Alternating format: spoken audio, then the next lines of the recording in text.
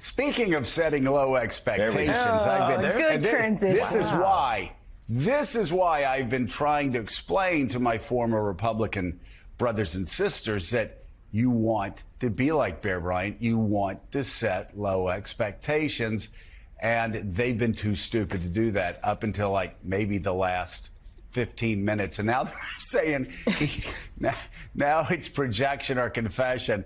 Now they're going around saying he's going to like get coked up or smash Ritalin and snort it before the debate. Yeah, they appear a little bit concerned about this, leaning heavily now on that drug conspiracy theory. Yeah. President Joe Biden remains this morning at Camp David in the middle of intense preparation for this week's debate against Donald Trump, now just 2 days away. Three people familiar with the Biden campaign's plans tell NBC News the president is studying how best to get under Donald Trump's skin in order to, quote, trigger his opponent at Thursday's debate in Atlanta. If Trump comes out more disciplined than he has on past occasions, sources say, the president's goal will be to bring out, quote, rally Trump, the rambling one. One way he may try to do that, these people say, is by painting the former president as a loser for failing to win the 2020 election. At the same time, a Biden campaign official stresses there is, quote, a fine line to walk because they still want Americans to come away with the impression the president is the adult in the room. As for Trump's debate prep, NBC reported last week the former president is having policy discussions with allies as opposed to formal prep sessions. So, Jim Messina waiting patiently as we run through the day in sports. Let's get you back into your wheelhouse here and talk about debate prep and what we should expect when those two men get on the stage. What will you be looking for on Thursday in Atlanta? A clear contrast between the two candidates. I mean, I used to say to President Obama, if you're on the defense, we're losing. But if it's a choice between the two candidates, we'll win. And I think that's even more true now, Willie. I think what Biden wants out of this debate is have the American people look at both of them and remember why they fired Donald Trump 4 years ago and why they hired Joe Biden. And if he can be that guy, then I think that'll be a successful night, and that's going to be the goal of the Biden campaign. Trump has a different and somewhat easier task. He just has to look sane. I mean, recently in some of the appearances, I mean, my God, Willie, he talked about shark attacks the other day for 5 minutes. Yeah. I mean, as long as he doesn't do that, I mean, you know, the expectations for him are fairly low here. And I think he's just got to appear somewhat sane in front of the national public. Yeah, you know, Elise, implicit in this whole riff they're on about Joe Biden going to be on drugs, needs to drug test him, is they're saying he was so good at the State of the Union, he must be on something. So they can't figure out whether he's a doddering old man or that he killed it at the State of the Union and there must be something up. So what will you be looking for on Thursday? Well, as an aside, I really wish both would just take drug tests because it would be fascinating to see what Donald Trump has been on for so many years. Whatever, you know, speculating 80s diet drugs. Aside from the fact that it, you know, that it has just been so many dumb accusations tossed out there, basically, the Trump campaign's made a huge mistake by setting expectations so low.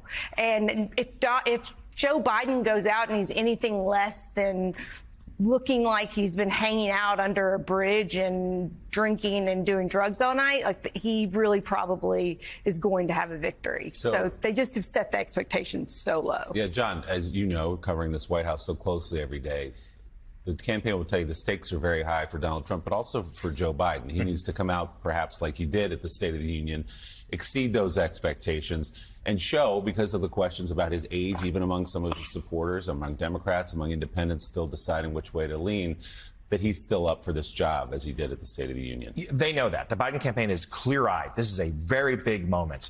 They wanted the debate this early because they wanted to change the trajectory of the race, which has been close all along. But in the battleground states, Donald Trump has enjoyed, for the most part, narrow leads, although we've seen that polling close a little bit in recent weeks. But they know, much like the State of the Union, there are questions about Joe Biden's age. There's questions about his ability to continue doing this job for another 4 years. And they feel like this is a moment to sort of settle some of those doubts. I'll simply note about the Republicans, if with attacks about Joe Biden potentially being on drugs, attacks on the CNN moderators, those are not the kind of things you do if you're confident about your guy in the debate, Eugene Robinson. And that's because we know look, Donald Trump for minutes at a time, can appear disciplined and on the ball, but we know that usually doesn't last. We know that the Biden campaign is going to try to provoke rambling monologues about sharks. You, in fact, just wrote about how for Donald Trump, every week is Shark Week, and that's where it is here, too. We know that the stakes are high for Joe Biden, that he has to look like he's up for the job. But so does Donald Trump. And for a lot of Americans, Thursday night will be the first time they really hear Donald Trump in 4 years. They might be surprised what they find. Yeah, they might be very surprised to hear Trump 2024, who is obsessed with sharks. And so, if Biden wants to trigger him, just say shark and boat and let him go off. I mean, or say water. He has this other rap about water and dishwashers, and it's very confusing. But to get him into that sort of rally Trump mode in which he's all over the map, he can't complete a sentence or a thought, and he's just riffing in the most bizarre way. I think that would be kind of an ideal situation for Biden. But I basically agree with the analysis. President Biden needs to remain upright, make sense, do what he did at the State of the Union, and given where expectations have been set by the Republicans, that is a massive victory for Biden, because they have essentially conditioned the Trump base to expect Biden to fall over at the debate, or to fall asleep, or simply not to have any idea where he is, and that was a huge mistake.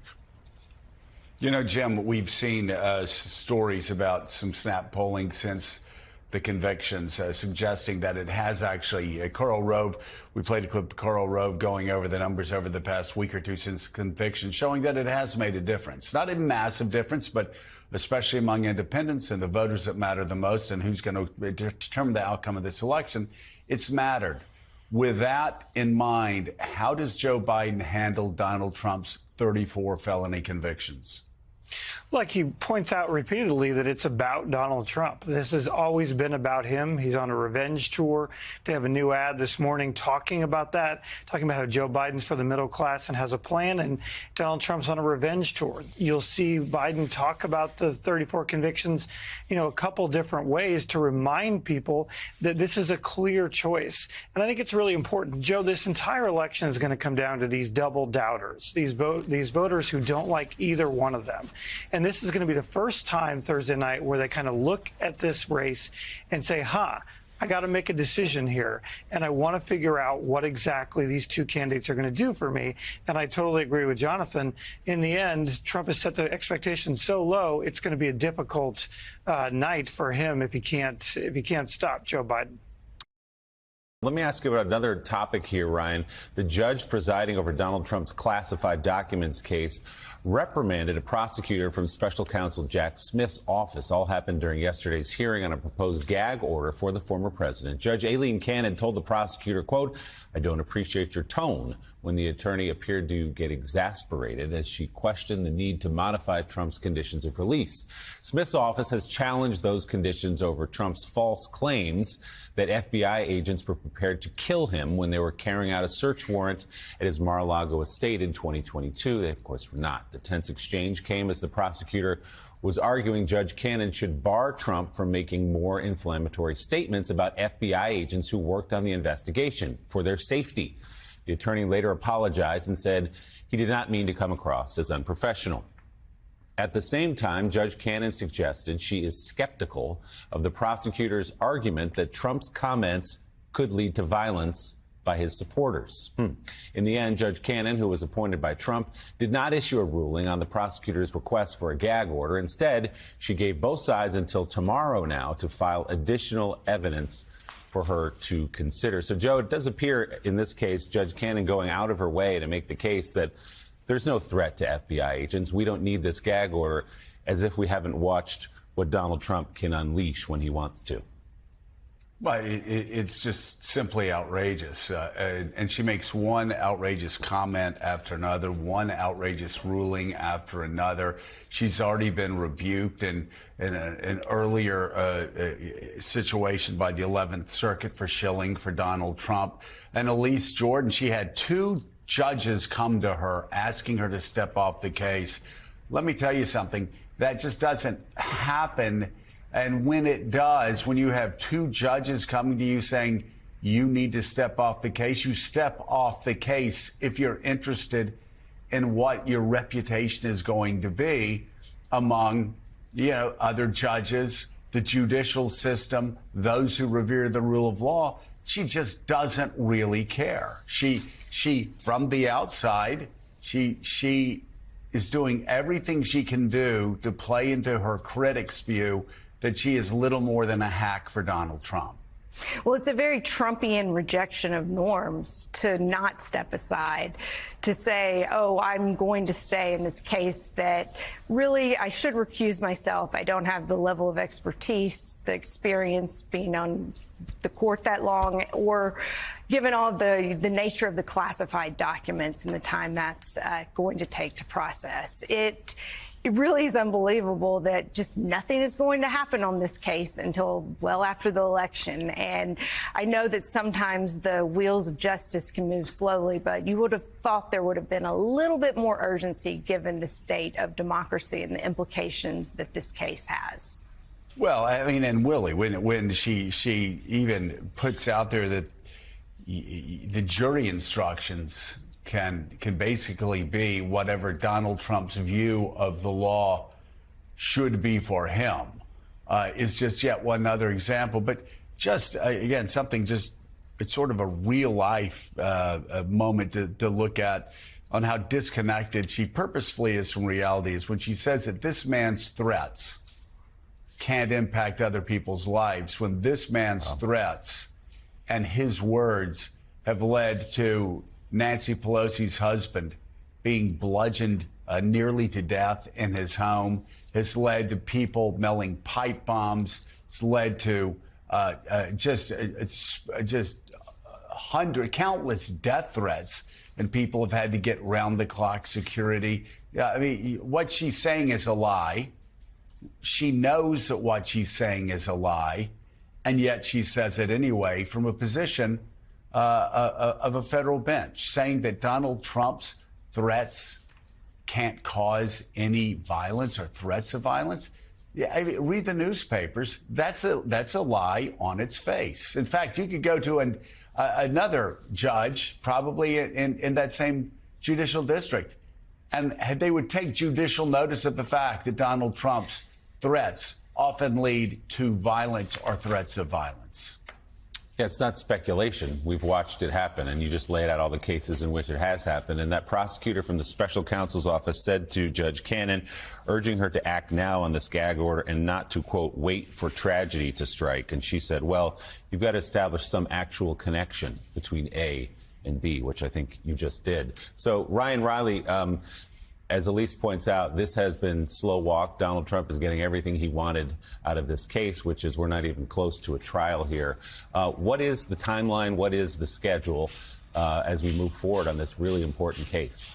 Yeah, I think you really saw the tensions bubbling up there. I think, coming up above the surface there, because I think prosecutors are just really frustrated with how the judge is handling this. And, in their view, this hearing wasn't even necessary. This was something that could have been settled in papers. It was settled just with court filings in the Judge Chutkan case that's now pending before the Supreme Court here in the District of Columbia, when there was this motion to toss these cases, saying that the special counsel was not legitimate. That was something that the judge just ruled on. She didn't need to have oral arguments. So, Judge Cannon hasn't really had these experiences that a lot of these judges, including the Judge Chutkan here, has, having her home doxxed, right? There's a swatting of her home after she made some rulings that were disfavorable to Donald Trump. Judge Cannon, of course, hasn't had that experience because she's always been almost all the time in favor of Donald Trump. And in fact, even before she was assigned to this case, chose a direction that ultimately got overturned by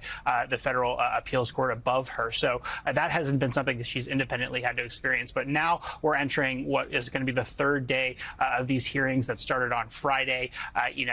Looking at some more of the arguments. In this case, Donald Trump's team is going to be arguing about documents that came from his lawyer and what is going to be introduced in being able to introduce a trial. But the thing is that we don't even know when that trial is going to happen. There's just really no timeline on when this is going to take place in the classified documents case, despite the fact that this was brought so long ago now. Remember, it was brought before the January 6th case that came about in August of last year. So this is really a case that we found out about after the raid of Mar-a-Lago, which is coming up on almost 2 years ago. That was August of 2022 when that happened. And immediately after that, just to speak to that threat that you were mentioning there, an individual who was at the Capitol on January 6th, was on the grounds of the Capitol on January 6th, then went and shot up an FBI facility after the rhetoric that was out there about the search of Mar-a-Lago. So there really just is a real threat that we see over and over again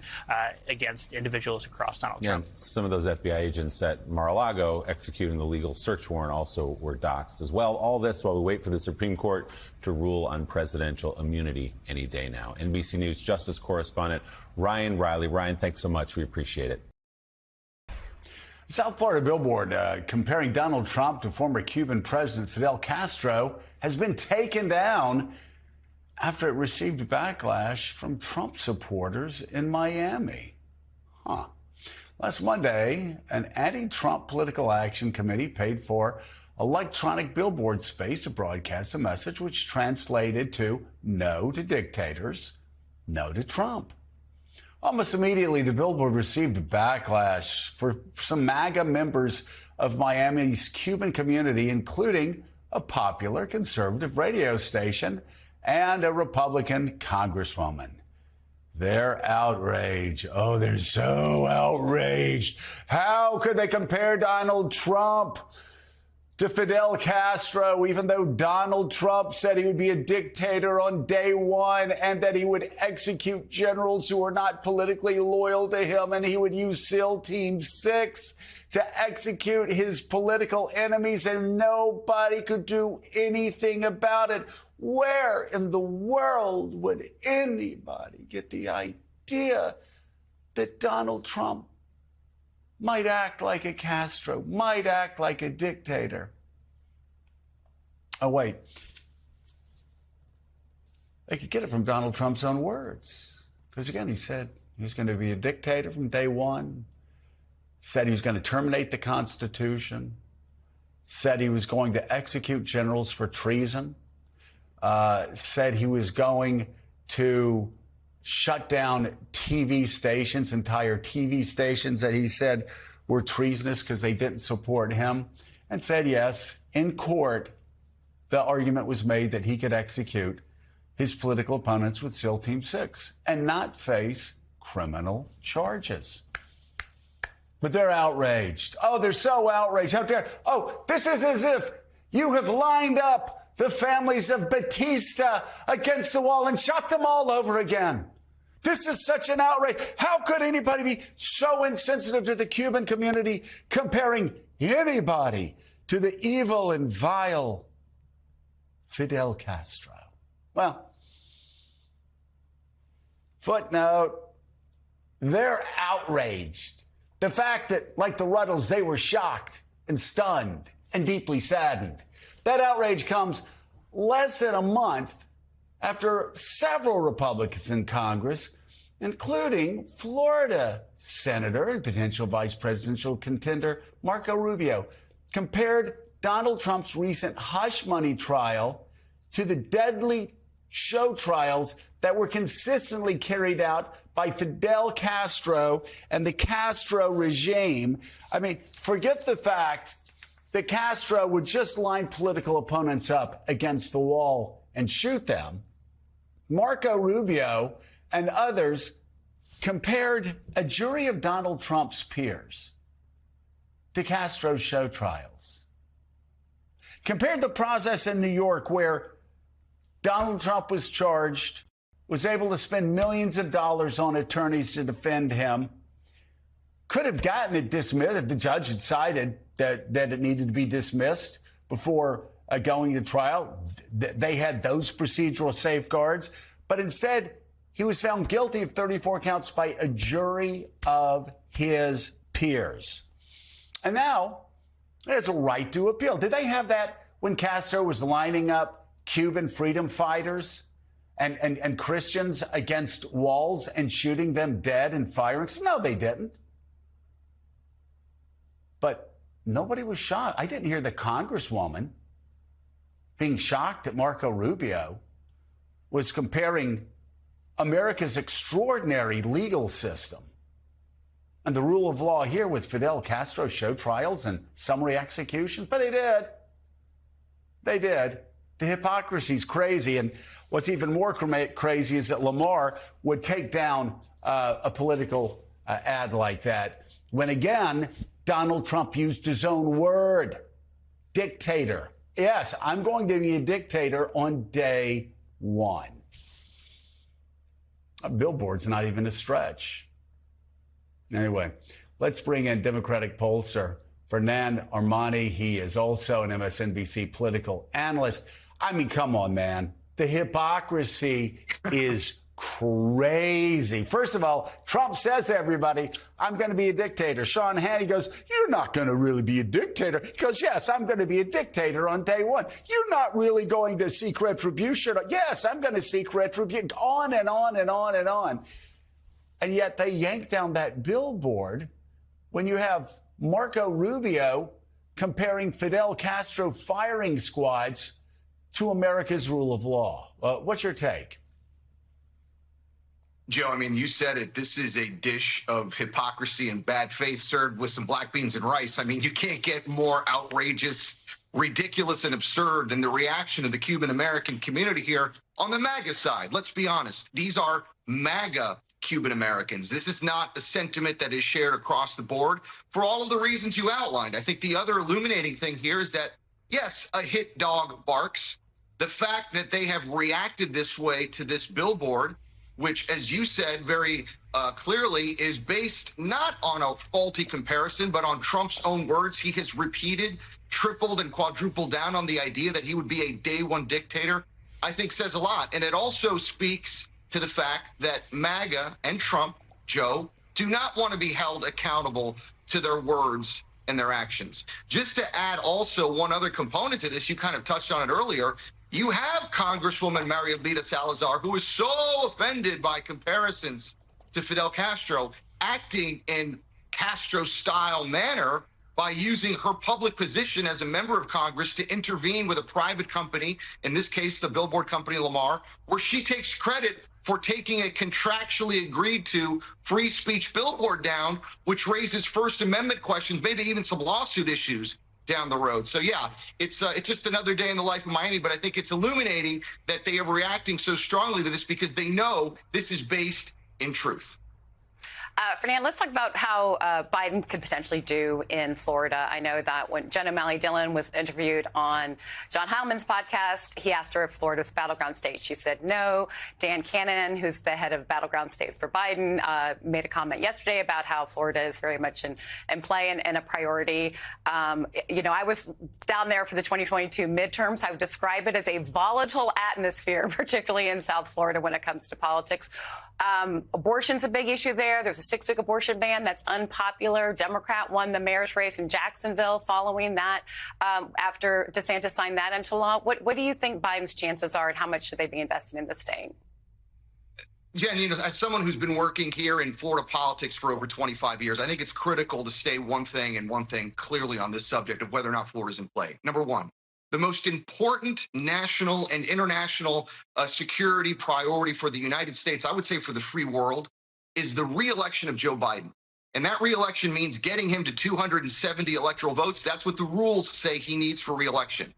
I think any conversation about spending $1, a dime, an hour in Florida, which right now, frankly, is just not in play. And I applaud Jen O'Malley Dillon for not gaslighting fellow Democrats by trying to double down on a concept which is not true.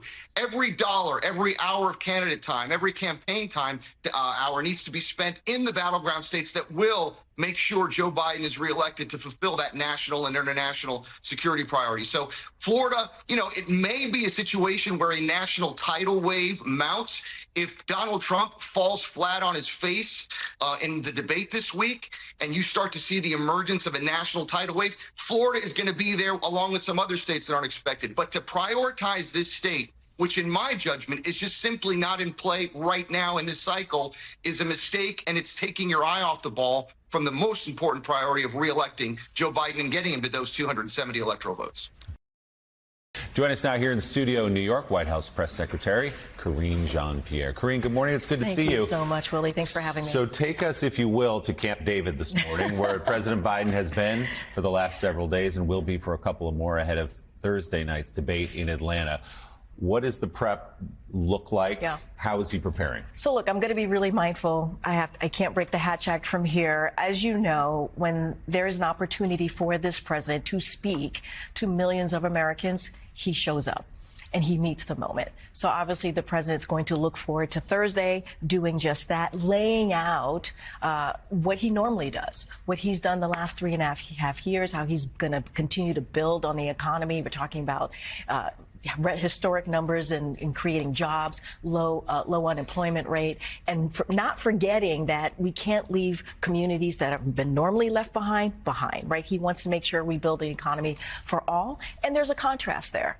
We have, on the other side, we have congressional Republicans, we have extreme Republicans who want to give tax breaks to billionaires, give tax breaks to corporation. That's what they want to continue to do. Let's not forget, they continue to talk about cutting Medicare, Medicaid, Social Security. That's not what our president wants to do. He wants to expand health care. And just yesterday, we talked about Dobbs' decision and how the Dobbs decision ripped away fundamental rights for women across the country. The president is going to continue to fight for those rights. And you heard directly, obviously, on the show, interview with Mika, with the vice president, and she laid that out in a way that is really true to where we are as an administration and what we've been saying for the past 2 years. If former President Trump can talk policy on Thursday, which remains an open question, we'll see what kind of performer he is that night. One of the places he's undoubtedly going to go is to inflation, which everybody across the country is feeling, despite all that economic data we talk about all the time that is so strong. The economy's thriving. Talk about things costing too much. He'll look into the camera maybe and say, you know that your cereal costs too much. He'll go down the list of groceries and gas. How will the president address that criticism? So here's the thing. This is something that we've been talking about for some time, right? The economy. And you're right. The data shows that the economy is indeed strengthening. It's stronger. And we understand that we came out of a pandemic, a once-in-a-century pandemic. And the work that this president did from the American Rescue Plan to the bipartisan infrastructure legislation to the Inflation Reduction Act, all of these historic pieces of legislation has helped this country get back on its feet. So yes, eggs and milk, and there were grocery things that were up. It has gone down. It has gone down since 2022. Gas prices, because of the actions that this president took, and let's not forget there was an invasion, but Russia did obviously into Ukraine that caused gas prices to tick up. The president took action, tapped the SPR, and we saw gas prices go down. The president has met the moment with every issue that we have had in front of us. The president obviously talks about that often. He's going to have another opportunity on Thursday to speak to those issues. And look, talking about Donald Trump, I just mentioned the Dobbs decision. The reason why we have chaos right now after the Dobbs decision, the reason why after Roe v. Wade was overturned after it being constitutional law for 50 years, is because of what Donald Trump did in his administration. And now IVF is on the line. Contraception is on the line. I was thinking about when I was sitting here before starting this conversation, there's some of us who have young children. Can you believe that we have more rights? We had more rights growing up than our kids. That's because of the Trump administration and what they were able to do. So there's a lot here. There's a big contrast in what we're trying to do on behalf of the American people, majority of Americans, what they want to see, and what we see congressional Republicans, extreme Republicans doing. So something that shadows this campaign and Thursday night is the war in Gaza. And just we know that it has per polling cost the president some support among young voters. We also know just in the last couple of days, Prime Minister Netanyahu has flip-flopped on whether or not he'll accept the ceasefire deal that the president outlined a few weeks ago. In light of all that, does the president right now have confidence in Prime Minister Netanyahu's conduct in this war? Here's what I can say is that our private conversations that we have had with the Israeli government they've said to us very clearly that they continue to support the hostage deal. That's what we know. And we also know, as I've said many times, is that the president and the prime minister have had a decades-long relationship. And because of that relationship, because of that friendship, they're able to have tough and honest conversations. And that is important, too. The president is committed. He is committed to getting this hostage deal. Let's not forget what that brings us. A stop to this war, an end to this war, a ceasefire, making sure those hostages get home to their family and their friends, and continuing that humanitarian aid, increasing that humanitarian aid into Gaza. And that is our focus day in and day out, the president and his team at the administration, obviously. That leads me to you mentioned Hatch Act. Hatch Act. Yeah. It leads me to the complexity that you and others have to go through, and I saw it relatively close during the Obama 12, is where you have to govern and deal with the outside campaign at the same time. And I think that what people don't understand is the president has to deal with Thursday night, but anything could happen in Israel or Haiti or Sudan, and he has to deal with that at the same time. Is it important for people to understand that we have to have a president that has a staff with him that can handle not only their plans, but the unexpected, and that you need someone that has the temperament and the balance to be able to deal with that, because you can't predict from 1 minute to the next what may happen that you have to deal with. Yeah, no, you're exactly right. Look, the president is the president wherever he is. And look, if you think about this president, 36 years as senator, 8 years as vice president. He came to this space to be president, obviously, first day of office, ready to lead. And you saw that. Normandy was a perfect example, leading on the global stage. When you think about what's happening in Ukraine because of Russia's aggression, leading on the global stage, bringing in NATO. NATO is stronger than it's ever been before because of this president's experience and being able to lead. When you think about the economy, as Willie was asking me, what we coming out of the pandemic, what we saw with the economy, this president led and met the moment. You think about the Dobbs decision that just happened. Again, this president met and led this moment. And it is about him. It is not about him. It is about the American people. It is not about what political, grievances he may have. It's not about trying to get back at people. It's about making sure that he stands with majority of Americans, and not even majority of Americans, all of Americans. The president has said consistently he is a president for Americans in red states and in blue state. It does not matter. He will meet the moment and deliver what is truly needed and what they want to see in order to make sure that we have a fair and just nation. Karine, since the overturn of Roe, it's been a scary time for women and their health care and access to basic health care.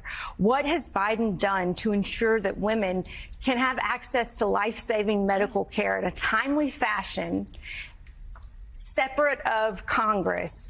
What has he done to help protect our right to basic medical treatment? Yeah. And let me just say, and we've been highlighting these stories because there are women out there who have survived the abortion bans, which is awful to say. There's this one woman, Caitlin Joshua. She lives in Southeast Louisiana, resident there. She and her husband have a daughter and a son. In 2022, she went through a miscarriage. She went to 2 hospitals. Because of the extreme abortion bans in Louisiana, she was turned away, and she was dealing with pain and heavy bleeding. And they would not treat her. She had to go home to deal with the miscarriage, and they were worried about her life. These are the stories that you hear over and over again. We're talking about 21 states that now have this extreme abortion ban. It affects 27 million women who are of reproductive health care age in those states. And so the president has said, you heard from the vice president directly yesterday as well, we are going to continue to fight for these women. And it's not just that, the chaos continues. IVF, contraception. And so the president is doing everything that he can to protect IVF, to protect contraception. And he has signed 3 executive orders since the last 2 years.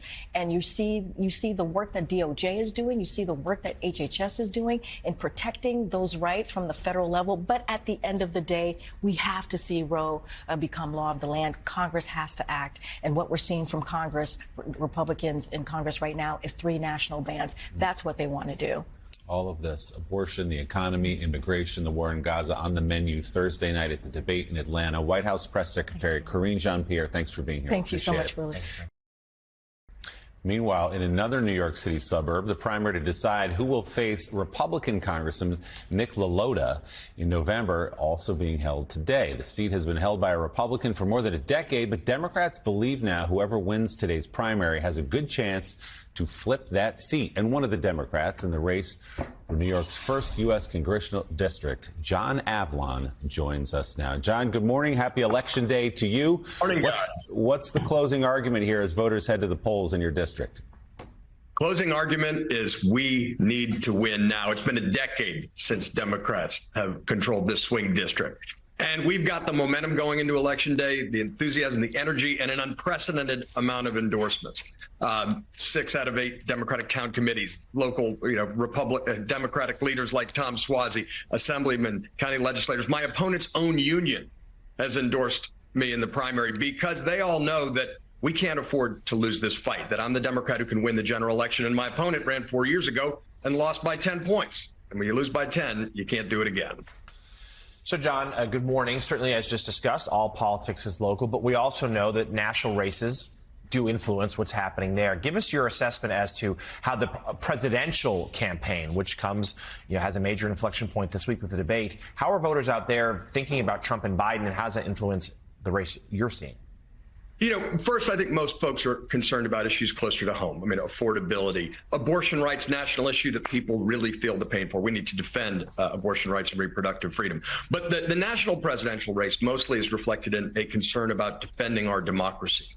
And one thing that will work here in New York 1 on Long Island that I think can resonate, because this is how you win a swing district, is the idea that now is the time we need to form a broad patriotic coalition to defend our democracy. You need what's left of the sane right, the center, and the left to come together. And so it's not just about the top of the ticket, but this is a patriotic effort. We need to take back the flag. We need to defend American democracy and just basic values that used to be above, debate, like, peaceful transfer of power and presidents shouldn't be able to do whatever they want. We'll see what happens in that case. So that's a lot of the backdrop of this race. And I think that's a huge opportunity for winning swing districts and pulling together our country on the other side of Trumpism. John, this is going to be one of the seats that could decide the composition of the House of Representatives next year and the year after. How important is it nationally that this seat stay or go to a Democrat and that it be flipped? At least it's huge, right? This is a majority maker district. If we win here, and if we take out the first-term Republican Nick LaLota, who's a Trumper, celebrated the overturning of Roe, far too far right for the district, that's how Hakeem Jeffries becomes Speaker. And so the stakes really couldn't be higher. And for a long time, this district, people thought it was fading away, but that's just generals fighting the last war. Tom Suozzi showed us that candidate quality matters, that playing offense on the issues people care about matters, including immigration and crime, and seizing the center matters. And the other issue that I keep hearing about is the importance of rebuilding the middle class and strengthening the middle class. So I don't think you can overestimate the importance of putting this district in play, putting Republicans on defense in terms of creating pathways to create a Democratic majority so we can defend abortion rights, so we can deal with affordability, restore state and local tax deductions, expand the child tax credit, and rebuild the middle class. Those are all key local issues, but we got to win here first. John, you've told me that you've been knocking on doors, been putting yard signs out, shaking a ton of hands. I'm curious, as you do that, and I always found that was far more effective than ever taking a poll. I never saw the need to take polls because you knock on enough doors, you know what people are thinking. With all the doors you've knocked on, what do you keep hearing? What's the one issue that keeps coming up? Affordability. Affordability by far. And you're right. I mean, it's the act of listening in the context of a campaign, listening to people, not talking, that you learn the most. That should be obvious, but it's not to I think, many politicians. But it's affordability. People are frustrated about prices at the grocery store. They understand increasingly that there might be some greedflation, some price gouging going on. But behind that is the cost of housing. It's the middle class feeling squeezed, that their kids can't move back here, that they're stuck in their homes with high interest rates. So that's really the backdrop. And I think this is something that we can't overestimate. In the course of this campaign, Joe, it's become crystal clear to me that it's not an accident. It's not a coincidence that we've seen the middle of our politics hollowed out at the same time we've seen the middle of our economy hollowed out. And so everything, I think, needs to be put through that prism of how we rebuild the middle class and to deal with affordability first. All right, Democratic candidate for New York's first U.S. congressional district, John Avlon, thank you so much. Thank you, Joe. Be well, guys. All right, good luck. And Jim Messina, I asked the question about knocking on doors and what he heard from people because, as I've always said, you don't have to knock on 1,000 doors to figure out what's on people's mind. You knock on enough, you're going to be hearing pretty quickly what's on their mind. And so I'm not surprised at all that he heard about affordability because I know that's what you hear about. So, you know, a lot of times when people talk about groceries or gas, but man, housing prices right now, there's a real housing crisis, especially for younger Americans. How do Democrats on the campaign trail, how does Joe Biden handle that challenge? Well, I think John has it exactly right. Part of it is listening and empathizing. Joe Biden is the great empathizer in chief. His ad he has out this morning that shows him hugging folks, talking about, you know, these issues and understanding that people out there are hurting and where there's more we have to do. We made some good progress with insulin caps, with some other things, but there's more we got to do. And laying out a very clear plan, Joe, that says to people, your life's going to get better and here's why. And that's what they're hearing on the doors. You and I do love a nice door knocking, and I was knocking on doors recently for Jon Tester in my home state of Montana, and people out there want to know where these people are going to take them and what they're going to do to make their lives a little bit easier. CEO of the Messina Group, Jim Messina, who also ran President Obama's 2012 re-election campaign successfully. Jim, thanks so much. We appreciate it. We're very excited this morning at the top of this hour to be joined by the co-hosts of Pod Save America, Jon Favreau, John Lovett, and Tommy Vitor. They all alumni of the Obama White House and presidential campaigns, and now co-authors of the new book, Democracy or Else: How to Save America in 10 Easy Steps. Guys, good morning. It's so great to see you. Good to see you, too. You're also on tour. It's like your Era's tour. You guys are everywhere. Yeah. It's big summer. Brooklyn tomorrow night, right? That's right. Boston Friday night. Yeah, it's big. Yeah. I noticed you called him Marty Short. Is he like a friend? That's a fair criticism. That's cool. Yeah, no, it's cool to call him Short. Marty. Yeah, no, but I just... You know, because we had Steve Martin in the clip there calling him Marty, and I think I adopted. I like that. I didn't deserve to call him Marty. I just was You're like... right. No, that's fair. Sorry to bring it up. We wrote a book. Oh, yeah, we wrote a book. Putting the host in its place. Unbelievable. Anyway, the book, John, the book. So let's talk, before we dig into the details of the book, which is practical, useful information for people who want to get involved in this process and not just lob grenades from Twitter. Let's talk about where you guys think we are right now in terms of this presidential race. Heading into the debate on Thursday night, obviously this is going to be a margin of error race. We look at the 7 swing states. How are you thinking about this cycle? Tommy, I'll start with you. I mean, I feel like it's a 50-50 race, and it couldn't be tighter, and everything matters. And I think this debate's going to matter a lot. You know, there's some threshold questions Biden has to answer about concerns about his age. So he has to step up there and be the vigorous Joe Biden we saw at the State of the Union and show people he's ready to do the job and, you know, give as well as he takes. And then I think Donald Trump has to go up there and try not to remind people of who he really is, which is kind of an unhinged, you know, the Donald Trump, the Twitter feed. So those are the kind of competing, I think, objectives of this debate. John, you, of course, a speechwriter for President Obama at his right hand for many years. As you think about debates and the preparation that goes into those, what is it like in those rooms, having those conversations with the candidate when the stakes are, whether they downplay them or not, so high, when you only get two of them in this case? Yeah, I mean, usually the candidate's not too happy. It's not their favorite thing to do debate prep. At least it wasn't with Barack Obama. But I think for the first debate, for any incumbent president, it traditionally doesn't go well for a few reasons, because they get too defensive about their record. They don't like being challenged. And everyone knows this. And Ron Klain, who's prepping Joe Biden, knows this. He told Barack Obama that. Didn't really work in the first debate, but I'm sure that Joe Biden has learned lessons from watching that debate closely. But really, you don't want to fill the candidate's head with too much. You want to just make sure that there's a couple goals that they need to walk off the debate stage having achieved. And I think for Biden, the main overarching goal is he wants people to go away with the impression that he cares about the American people and Donald Trump cares about himself. And every answer has to filter through that larger frame. So, John, how does he do that? What sort of attacks lines should he have ready to go after Trump? And how does he also project to the American people to answer the question, yes, he's still up for the job? Yeah, I mean, I think he has to do what he did at the State of the Union, right? I mean, I think if he can show up, have energy, remind people that while there are legitimate reasons to have questions about someone over 80 being president, that at times, yes, he is, he moves slower, but the comparison, right, is that Joe Biden may seem older, but he's still mentally, psychologically, emotionally up to the job. Donald Trump on the stump may get energy from a crowd of nuts, but is emotionally, psychologically, and mentally unfit. Yeah, Joe, that's what we always say. If you actually think that Joe Biden is the one slipping, just pour yourself a drink, sit and watch an hour or 90 minutes of a Donald Trump rally and reconsider.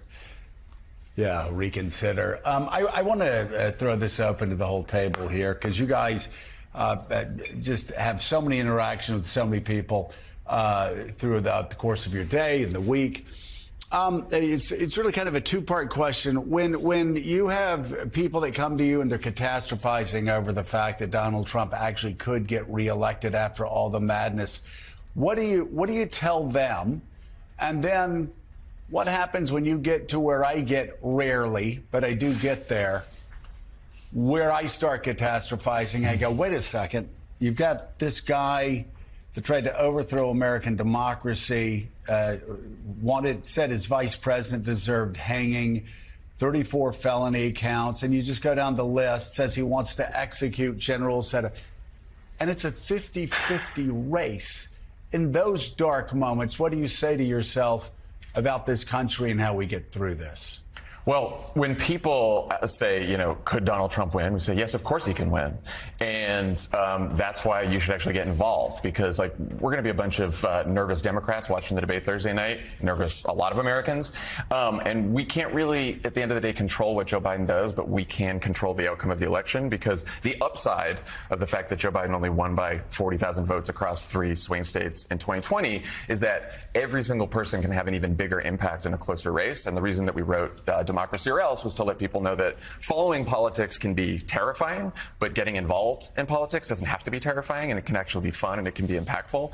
And look, there's a lot of people who do not follow the news. In fact, most Americans don't follow the news as closely as we all do. So, Joe, to your point about how could it be so close? For a lot of people, they haven't paid attention to all the horrible things Donald Trump has done, or they forgot about it because they have busy lives. And, that can depress us, or it can embolden us to go out there and actually persuade people to remind them what Donald Trump is, and also tell them what another 4 years of Donald Trump would be like, and what Biden has been doing to fight for people, and what Biden will continue to do.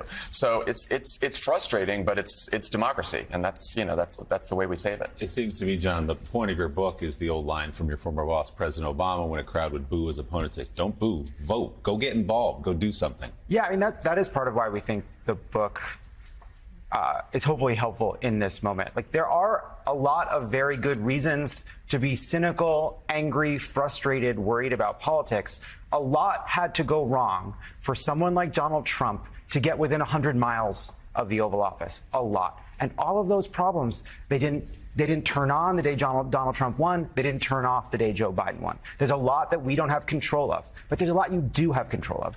I was in North Carolina this weekend. There was a race for a state representative turned by 500 votes. If they had kept that seat, they might have been able to protect abortion in the state of North Carolina. If you are in that district, yes, the news may be depressing. You may be worried about what's happening nationally. But if you knocked on doors, you could personally reach the number of people that could change a policy as big as that in a state like North Carolina. And I think more people need to understand that once you get out there and participate, you discover that politics outside of the internet, outside of what you see online, is actually much more additive and positive than what you tend to see if you just look at your phone. And if you just look back to 2020, Tommy, the margins are so thin in a place like Georgia or Pennsylvania or Wisconsin, pick your swing state, that a few people getting involved or not getting involved, as John said, could be the difference. Yeah, literally thousands of people. I mean, I think we all have the moments where we sit at home and spiral about politics or life. For me, they're called Sunday evenings. And so what I'd say is in the moment, maybe take an edible and go to bed. And then the next day, wake up, talk to some friends who live in a swing state, see who they're voting for, talk to them about the things they care about, see if we can get past the personalities of the two candidates and talk about what does this vote mean for you as an individual? Do you believe that climate change is real and a problem? Well, there's one candidate that has done something about it, and there's one person who thinks it is not man-made. Do you think women should make their own decisions about their health care? Then Joe Biden is pro-choice. Donald Trump has a very different vision for the future for women's reproductive care. So what's the answer then in this dynamic where polls suggest so many Americans don't like either candidate, right? This double haters. And we know that that group has sort of decided the last couple of elections. How do we see that going this time? And how does Biden try to win those back, people who don't like him? Yeah, I mean, I think you're going to have to remind those double haters of what they really hated about Donald Trump. And he has benefited, I think, from being off Twitter, from being out of the limelight. Sickos like us watch his rallies for 90 minutes on YouTube. Most people do not. And so I think highlighting those things is going to be a part of it. And then Joe Biden has to tell them, here is what I will do if you give me another 4 years to fight for you. These are the obstacles that are standing in my way, and this is how I'm going to overcome them. Here's how the guys describe the sort of the thesis of this book. Quote, democracy or else is an effort to put down on paper the lessons we've learned along the way. Lessons that will hopefully transform you into a savvier, saner, well-armed citizen, well-armed with knowledge.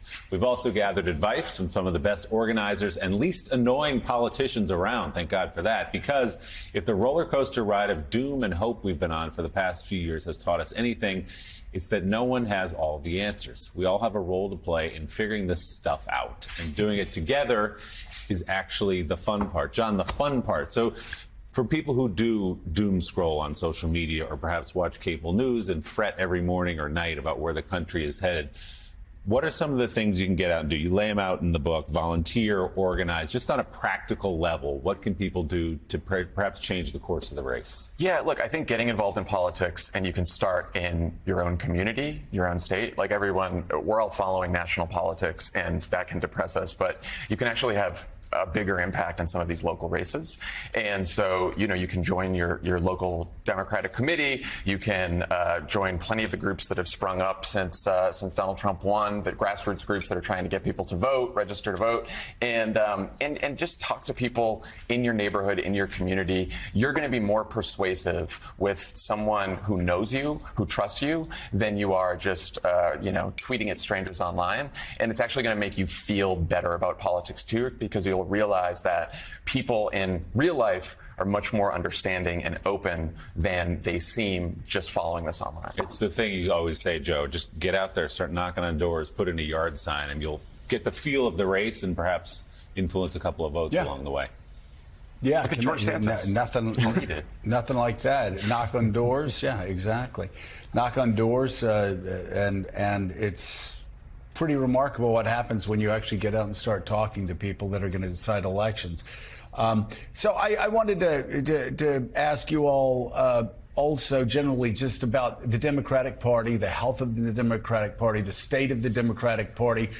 There's always, there's hand-wringing coming from all sides. Oh, Democrats are too radical. They're losing white dudes in the Midwest. Well, that ends up not really being the case. It seems that the white dudes in Wisconsin, older people and everything else, seem to be holding a bit more firmly to Biden and Democrats than other groups. But we hear it every 4 years. Oh, there's going to be Republicans are going to get a record number of black voters, a record number of Hispanic voters. I mean, there does seem to be some slippage. How serious is that? And what does the Democratic Party need to do to re-engage and reconnect with some of their most faithful voters? I think the biggest divide in politics right now is between people who are paying close attention to politics and people who are not. And so if you look at polls of voters who say that they're following the race closely, getting their news from TV, getting their news from newspapers, Joe Biden has a huge lead with those voters. And that's true within the Democratic Party as well. I think where he's struggling is among younger voters, black voters, Latino voters, white voters, people who just aren't paying as close attention to politics, who aren't tuned in. And one of the reasons they're not tuned in is because they're cynical about politics and they're frustrated about politics. And the way to turn that around, I mean, this is what the whole campaign's about. This is why they're going to spend all that money and they have so many staff in so many battleground states, because this is going to be a race about making or trying to get people's attention as best you can and try to force the choice in the election. Again, this is not we try to get people to think that, like, your vote is not about rewarding or punishing Joe Biden or Donald Trump. Your vote is about you. Your vote is about your future. It's about your family. And when you get people to think about how this election actually matters to their own lives, then you see a lot of these voters, and by the way, they're voters who cast their ballots for Joe Biden in 2020 and have just become cynical since. So it's easier to get those voters back than to get people who've never voted before to actually vote. So when you actually talk about the stakes of the election, you talk about what Joe Biden's done, what he's going to do, you start seeing a lot of these voters move. And you see this in focus groups and you see this in polling as well. Hey there, MSNBC fans. I'm Luke Russert, and be sure to join me, Rachel Maddow, Jen Psaki, Lawrence O'Donnell, Steve Kornacki, Joy Reid, and many more September 7th in Brooklyn, MSNBC Live Democracy 2024. Click on the link for ticket information. We will see you there.